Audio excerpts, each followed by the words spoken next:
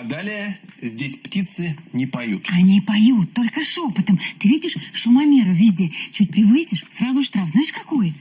Сколько? Да тише ты, не кричи. Дети спят, взрослые отдыхают, а лишний шум – это стресс. Ну подожди, а как же машины, а как же стройки? Работают в режиме тишины. Все для людей.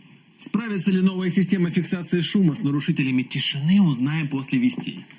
Да перестань ты так топать, Да Денис. это же не я. А кто?